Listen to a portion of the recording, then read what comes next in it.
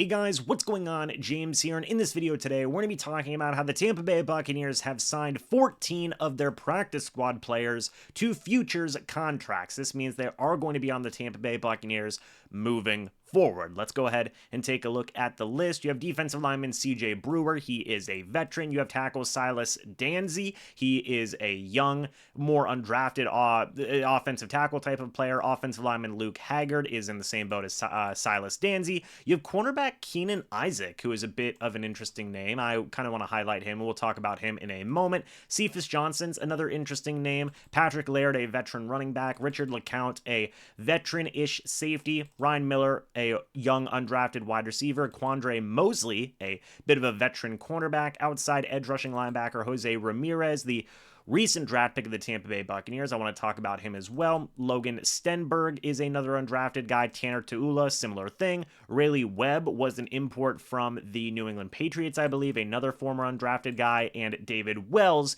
a former veteran tight end. Cornerback Derek Pitts and defensive lineman Deidrin Sanat were allowed their contracts to expire, making them free agents, although wouldn't surprise me if Deidrin Sanat is brought back in some way, shape, or form. I'm not sure, but there are a couple of names that are interesting to me on this list that I did want to talk about. Let's go ahead and first dive into Keenan Isaac, because I just mentioned him. He was a guy that was pretty interesting in training camp and whatnot. He played in a couple of games for the Tampa Bay Buccaneers, although didn't really get any significant playing time. He was a 6th round pick in the 2023 USFL draft, so shout out to him. He made his NFL debut playing 11 special team snaps in week 4. He was signed to the active roster, was waived on December 11th, re-signed to the practice squad a couple days later.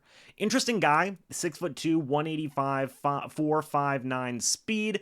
He is a big physical cornerback, in my opinion. He's got a lot of good athleticism and maybe could be some type of backup, big-bodied outside perimeter cornerback somewhere down the line. He went to Alabama State, so shout out Keenan Isaac.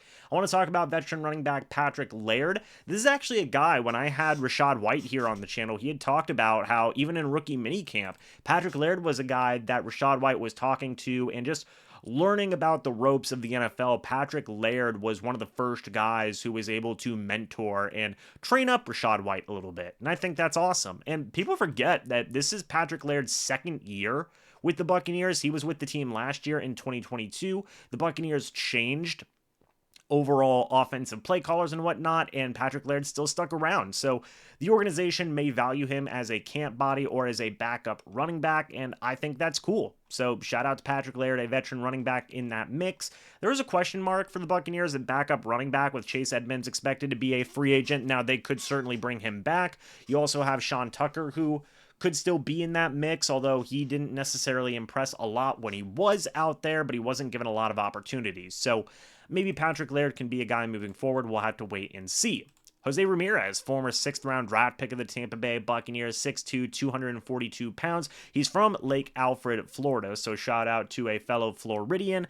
Look, Jose was the guy who didn't get any opportunities throughout this year. He was a part of the Buccaneers practice squad for the entirety of his time with the Bucs. He was cut after the preseason and then re-signed to the practice squad, and he didn't log any snaps or anything along those lines. He was the MAC Defensive Player of the Year in 2022, first team All-MAC, 2-time third team All-MAC. So he's got ability. I mean, 6'1", almost 6'2", 242, 4.7 speed. He's got good overall size, build, athleticism, and I thought that it was a very, not a low-key pick, but an underrated pick whenever the Buccaneers made it. I'm excited to see what Jose Ramirez could do. Again, out of all the things in terms of athleticism scores, Jose Ramirez came in at 16th back in last year's NFL draft. So we'll see how Ramirez does.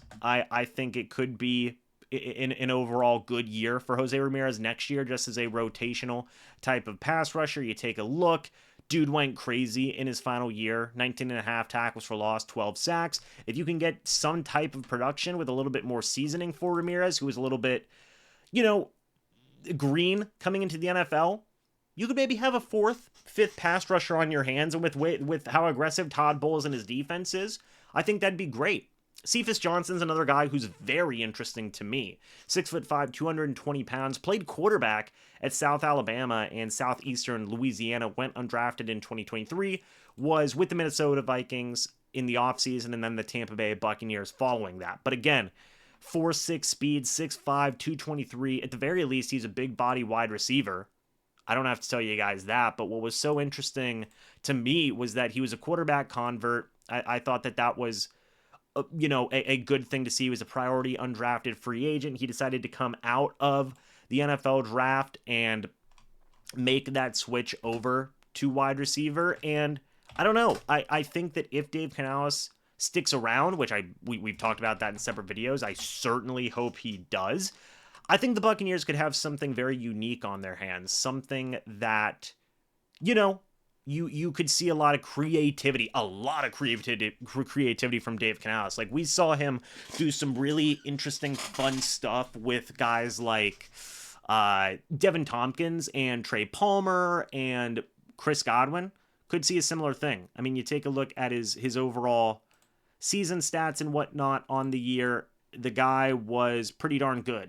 I think, all things considered. If I can find his totals here, my goodness, he had 1,300 passing yards, 10 touchdowns. I think he had 5 picks in there, but still 488 rushing yards, 5 rushing touchdowns. This is a guy that is just a great athlete, can give you a lot of different things, and can do a lot of different things. So who knows? Maybe let him pass a couple of times here and there in a game, in a preseason game, see what he can do. I think that'd be a fun thing, a fun experiment, and I think that he's a guy that Dave Canales could certainly have some interesting stuff going back to his time at Southern Alabama. 8 touchdowns, 8 interceptions, 1,000 passing yards.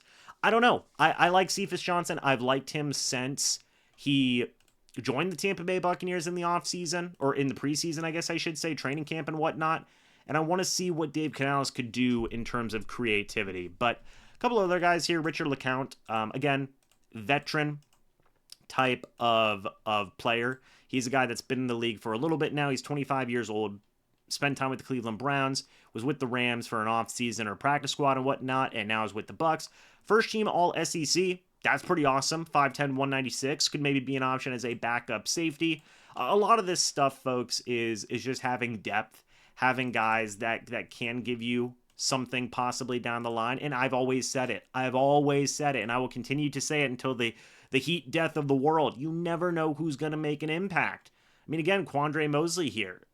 6'1", 198, coming out of Eastern Arizona and Kentucky. He's been on a few different teams.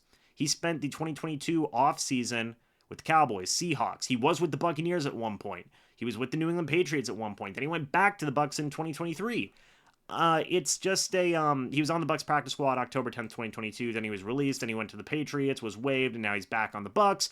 So it's the Bucs have a history with him as well. Could he be a 5th cornerback for this team? I don't know, but I'm interested to see. Even a guy like Tanner Taula was getting praise from offensive coordinator Dave Canales in the preseason and whatnot as just being an absolute giant of a guy, 6'6", 255. You take a look at his overall stats, and, he has career stats of 627 receiving yards, 4 receiving touchdowns. Didn't necessarily get a ton of playing time, but still gives you some potential, right? Kind of like a Payne Durham type of guy. So, I don't know, man. I've always said you never know who's going to make an impact. I've always said that guys can go out there and do certain things and really surprise some people, and I still 100% believe that. I mean, hey, why not Rayleigh Webb, right? Why not? I mean, I'm going through everybody at this point. Rayleigh Webb, 26 years old, 6'2", 204, another big body wide receiver, could possibly be a guy, You never know. So a lot of these guys, you may view them as camp bodies, you may view them as just random different types of guys, but congratulations to all these guys for getting a lot of opportunities, and who knows where these guys are going to go in the future.